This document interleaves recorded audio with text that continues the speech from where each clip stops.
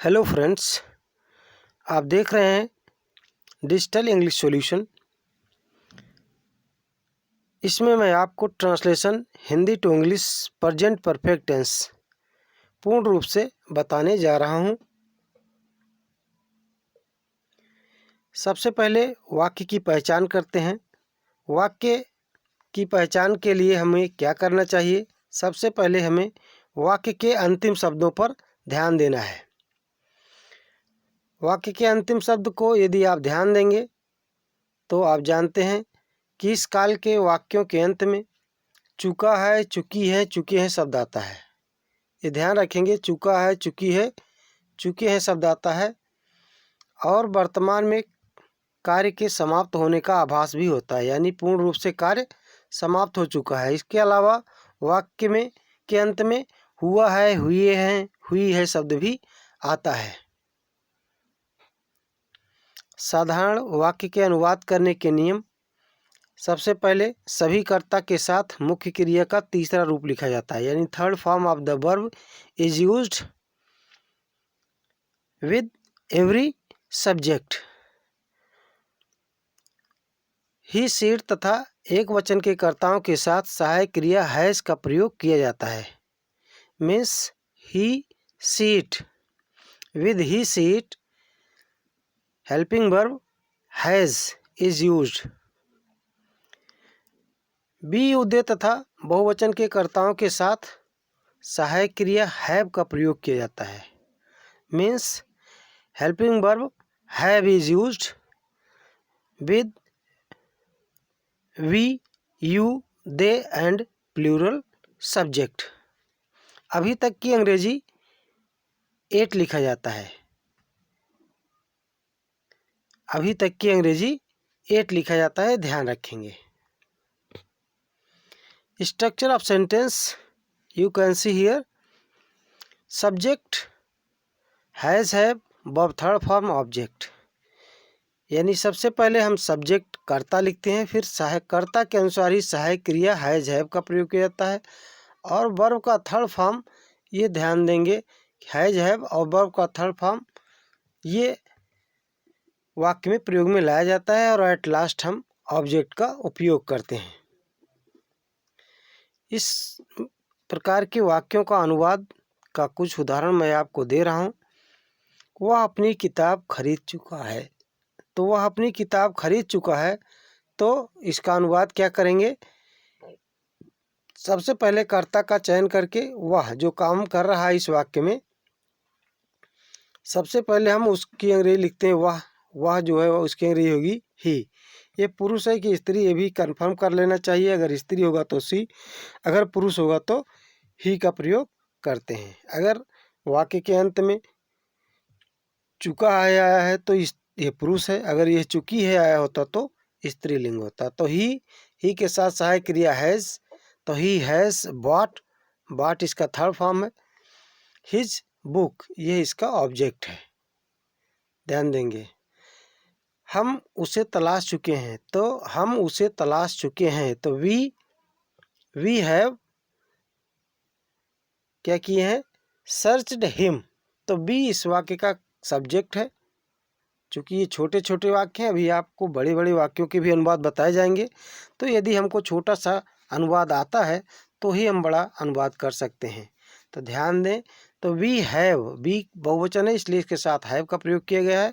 Verb का third form searched और object him का प्रयोग कर रहे हैं, तो we have searched him. Mohan खाना खा लिया है, तो मोहन खाना खा लिया है, इसका अनुवाद करते समय हम सबसे पहले इसमें क्रिया को तलाश लें। खा लिया है तो खाना इसमें क्रिया है, खाने का काम कौन किया है? मोहन ने, इसलिए कर्ता मोहन है। तो मोहन और इसके अनुसार सहायक क्रिया हैज़ ईटन फूड, तो मोहन हैज़ ईटन फूड। ये है इस वाक्य का, साधारण वाक्य का अनुवाद। फिर आता है निगेटिव सेंटेंस। आप जानते हैं निगेटिव सेंटेंस के एक प्रकार में निगेटिव सेंटेंस भी है। तो निगेटिव सेंटेंस की स्ट्रक्चर कैसी होगी? सबसे पहले आपको सब्जेक्ट सेलेक्ट करना है, फिर वही पुराना नियम पिछला है जो साधारण वाक्य क्या है, हैज हैव सब्जेक्ट के अनुसार, उसके बाद नॉट एक अलग से शब्द ऐड होता है। यदि आप साधारण वाक्य का अनुवाद कर लेते हैं तो आप नकारात्मक वाक्य का भी अनुवाद कर सकते हैं। वर्ब का थर्ड फॉर्म उसके बाद आता है और फिर लास्ट में ऑब्जेक्ट का प्रयोग किया जाता है। तो इस स्ट्रक्चर को आप जरूर ध्यान रखें अनुवाद करते समय। एग्जाम्पल देख सकते हैं, हम अपना कार्य समाप्त नहीं कर चुके हैं। तो हम अपना कार्य समाप्त नहीं कर चुके हैं, तो सबसे पहले इस वाक्य में काम कौन कर रहा है, हम, और कौन सा कार्य कर रहे हैं, समाप्त करने का। तो ये क्रिया है और हम कर्ता है, और क्या समाप्त करना है, अपना कार्य कर्म है। यानी कर्ता के द्वारा किए गए कार्य का प्रभाव जिस पर पड़ता है वही कर्म कहलाता है। तो हमको सबसे पहले इसमें कर्ता हम की अंग्रेजी लिखनी है। बी सहायक क्रिया आपको बताया गया, सूत्र के अनुसार बी के साथ क्या लगता है, हैव। तो आप जब अनुवाद करें तो अपना स्ट्रक्चर ऑफ सेंटेंस जो है वो बगल में लिख करके रखें, ताकि आप उसमें से ये चयन कर पाएँ कि सबसे पहले हमको लिखना क्या है।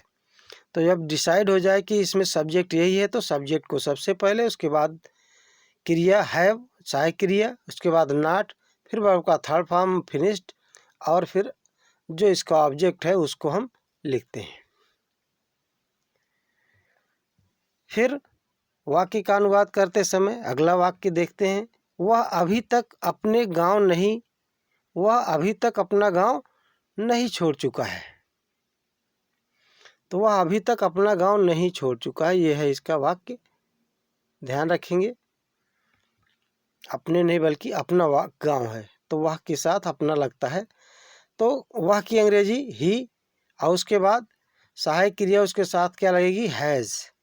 तो ही हैज़ नॉट, और छोड़ना की अंग्रेजी क्या होगी, लेफ्ट। तो he has not left his village yet. अभी तक वर्षा नहीं हो चुकी है।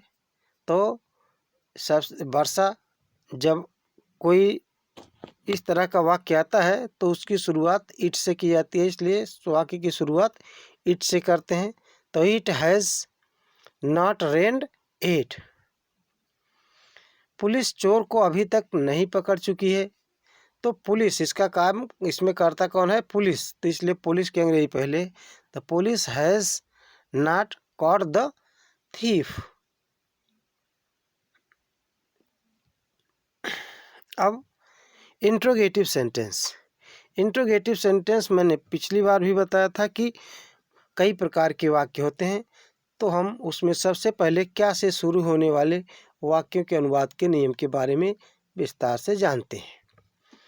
तो क्या से शुरू होने वाले होने पर क्या की अंग्रेजी व्हाट नहीं लिखी जाती है। अगर कोई वाक्य है उसकी शुरुआत क्या से हुई है तो हम उसमें उसकी अंग्रेजी जो शाब्दिक अंग्रेजी होती है व्हाट, वो नहीं लिखी जाती है, बल्कि टेंस को पहचान करके और क्या के स्थान पर कर्ता के अनुसार सहायक क्रिया, जो आप ये टेंस पढ़ रहे हैं उस टेंस की सहायक क्रिया, यानी प्रेजेंट परफेक्ट है तो प्रेजेंट परफेक्ट में हैज या हैव लिखी जाती है वाक्य प्रारंभ में। अगर कोई दूसरा टेंस है तो उसके अनुसार सहायक क्रिया क्या की अंग्रेजी के रूप में लिखा जाता है। फिर आप देख सकते हैं कि किस प्रकार से वाक्य की रचना होगी।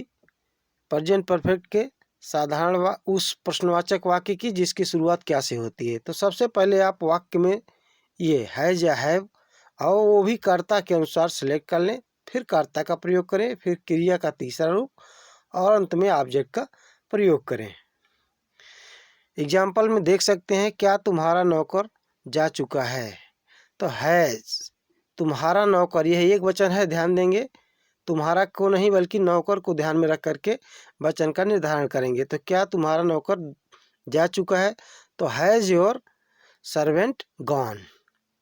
क्या तुम खाना खा चुके हो, तो क्या तुम खाना खा चुके हो, इसका अनुवाद आप करेंगे तो पहले क्या की अंग्रेजी तुम के अनुसार हैव, फिर कर्ता यू, और क्रिया का तीसरा रूप ईटन फूड ऑब्जेक्ट के रूप में लिखा जाएगा। क्या राधा अपना कार्य समाप्त कर चुकी है, तो क्या राधा, तो राधा एक वचन का है, इसलिए इसके साथ सहायक क्रिया has Radha finished her work. और फिर अगला इंट्रोगेटिव सेंटेंस, जब प्रश्नवाचक शब्द बीच में आया हो। आप जानते हैं कब, कहाँ, क्यों, कैसे, कौन, किसे, किसको, कब, ये प्रश्नवाचक शब्द होते हैं। अगर वाक्य के बीच में आते हैं तो वाक्य का अनुवाद जो है वह अलग तरीके से होता है। सबसे पहले हम वाक्य का अनुवाद करते समय उसी प्रश्नवाचक शब्द को सिलेक्ट करके वाक्य के प्रारंभ में लिख लेते हैं। उसके बाद जो क्या से शुरू होने वाले वाक्य के रचना है वही प्रयोग में लाई जाती है। यानी हैज हैव का प्रयोग करते हैं कर्ता के अनुसार, सब्जेक्ट वर्ब का थर्ड फॉर्म और ऑब्जेक्ट का प्रयोग किया जाता है। एग्जाम्पल देखें, वह अपने गांव क्यों गया है, तो यहाँ पर गया है, आ है, ये है, ये है, माने बताया था। अगर वाक्य में आए तो भी वह वाक्य प्रेजेंट परफेक्ट टेंस का ही होता है। तो वह अपने गांव क्यों गया है, तो क्यों शब्द आया है तो क्यों की अंग्रेजी आपको पहले लिखना चाहिए सूत्र के हिसाब से।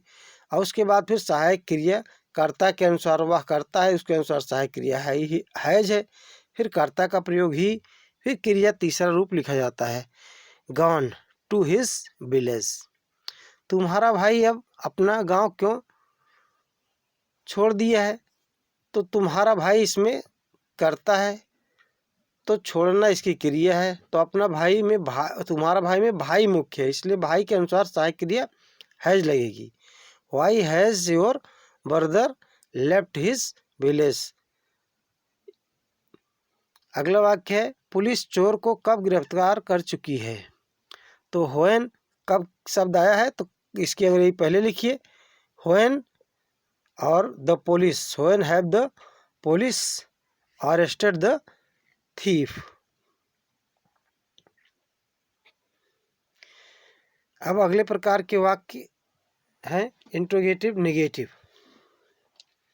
इंट्रोगेटिव निगेटिव के वाक्यों की रचना इस प्रकार से होती है। सबसे पहले क्वेश्चन वर्ड लिखते हैं, फिर उसके बाद में सहायक क्रिया हैज हैव का प्रयोग करते हैं, फिर सब्जेक्ट, उसके बाद नॉट का प्रयोग करके वर्ब का थर्ड फॉर्म और ऑब्जेक्ट का प्रयोग करते हैं। एग्जाम्पल में, तुम्हारी माँ अभी तक भोजन क्यों नहीं बना चुकी है, तो तुम्हारी माँ शब्द में माँ शब्द यही मुख्य है, इसलिए इसी के अनुसार ही जो है हम माँ के अनुसार ही जो है इसमें सहायक क्रिया का प्रयोग करेंगे। तो माँ एक वचन का, इसलिए हैज का प्रयोग करें। तो why has your mother not cooked food. तो आपको सभी शब्दों की अंग्रेजी जरूर आनी चाहिए और वाक्य में कर्ता क्रिया क्रम का भी ध्यान रखना चाहिए, तभी वाक्य की रचना आप आसानी से कर सकते हैं। अगला है, वह अभी तक क्यों नहीं लौटा है, तो क्यों की अंग्रेजी सबसे पहले आपको लिखना है क्यों, तो व्हाई। अब कर्ता के अनुसार has he not returned yet, अभी तक की अंग्रेजी मैंने बताया था एट होती है जो कि लास्ट में लिखी गई है। मोहन अभी तक ताजमहल क्यों नहीं देख चुका है, तो इसमें मोहन करता है, देखने का काम मोहन के द्वारा हो रहा है, इसलिए इसके अनुसार हम सहायक क्रिया हैज का प्रयोग कर रहे हैं। तो why has Mohan not seen the Taj Mahal at. जब प्रश्नवाचक शब्द स्वयं करता हो, आपको अगला प्रकार का प्रश्नवाचक वाक्य है। और तो इस प्रकार के वाक्यों की जो रचना होती है, तो सबसे पहले प्रश्नवाचक शब्द का प्रयोग करते हैं, उसके बाद वही कर्ता होता है, उसी के अनुसार सहायक क्रिया लगाई जाती है, फिर वर्ब का थर्ड फॉर्म और लास्ट में ऑब्जेक्ट का प्रयोग करते हैं। तो आप दोस्तों ध्यान रखें कि अनुवाद जब करने जा रहे हैं, प्रश्नवाचक वाक्य आ गया है तो प्रश्नवाचक वाक्य किस कैटेगरी का है, इस बात का भी बहुत ध्यान रखना पड़ता है, तभी अनुवाद सही ढंग से हो सकता है। तो प्रश्नवाचक शब्द जब स्वयं करता होगा तो वाक्य की रचना इसी प्रकार से आपको करनी है। एग्जाम्पल के रूप में आप देख सकते हैं, हवा किसने देखा है, तो देखने का काम किसने शब्द के द्वारा, इसलिए किसने की अंग्रेजी हु, और हु देखा है तो हर एक व्यक्ति के यानी एक व्यक्ति के लिए प्रयोग में लाया जा रहा है, इसलिए हैज सीन द विंड। फिर दूसरा है, कितने लड़के नदी में कूद चुके हैं, तो कितने लड़के, तो इस वाक्य में जो करता है कितने लड़के, कूदने का काम कितने लड़कों द्वारा किया गया है, तो वो बहु से हो सकते हैं, तो हाउ मेनी बॉयज हैव, इसीलिए सहायक क्रिया हैव का प्रयोग किया गया है। Jumped into the river. कौन सा किसान खेत जो चुका है, तो कौन सा किसान इस वाक्य में कर्ता के रूप में प्रयोग में लाया जा रहा है, इसलिए व्हिच फार्मर का प्रयोग किया गया है। और एक ही किसान की बात हो रही इसलिए हैज का प्रयोग किया गया है। क्रिया का तीसरा रूप प्लॉट द फील्ड। अब अगले प्रकार के प्रश्नवाचक वाक्य को देखें। जब प्रश्नवाचक शब्द स्वयं कर्म हो, when interrogative word is object itself, you can structure of sentence can see here. यानी कि जब प्रश्नवाचक शब्द स्वयं करता हो तो आप वाक्य की रचना इस प्रकार से यहाँ देख सकते हैं। तो क्या है वाक्य की रचना? सबसे पहले आपको प्रश्नवाचक शब्द सेलेक्ट करना है, फिर सहायक क्रिया का प्रयोग करना है, उसके बाद सब्जेक्ट और लास्ट में वर्ब का थर्ड फॉर्म प्रयोग में लाया जाता है। तो अनुवाद करते समय ध्यान दें आप लोग कि किस प्रकार का वाक्य है, जैसे वाक्य होगा उसी प्रकार से वाक्य रचना की जाती है। एग्जाम्पल आप देखें इसका। वह अपनी पुस्तक किसे दिया है, तो किसे दिया है, तो इसमें प्रश्नवाचक शब्द है किसे, तो किसे के अंग्रेजी सबसे पहले होम। और सहायक क्रिया करता वह के अनुसार देने काम वह ने किया है इसलिए ही।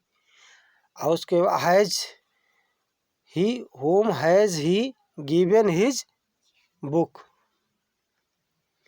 फिर वह कहाँ जा चुके हैं, तो वह की अंग्रेजी सब कहाँ के अंग्रेजी पहले लिखेंगे, तो वेयर। और उसके बाद कर्ता के अनुसार हैव, दे इसका सब्जेक्ट है, इसी के अनुसार हैव का प्रयोग किया गया है। Gone, where have they gone. तुम किसकी कलम चुरा लिए हो, तो तुम किसकी कलम चुरा लिए हो, इसका अनुवाद करेंगे तो किसकी कलम की अंग्रेजी होती है whose pen. Have you stolen, तो यू के अनुसार सहायक क्रिया हैव का प्रयोग किया गया है। तो दोस्तों आपको ये वीडियो देखने के लिए बहुत बहुत धन्यवाद। और यदि आप मेरे चैनल पर पहली बार आए हैं तो आप इसे सब्सक्राइब ज़रूर कर लीजिए, ताकि आने वाले वीडियोस की नोटिफिकेशन मिलती रहे और आप अपडेट होते रहें और अपने ज्ञान का वर्धन भी करते रहें।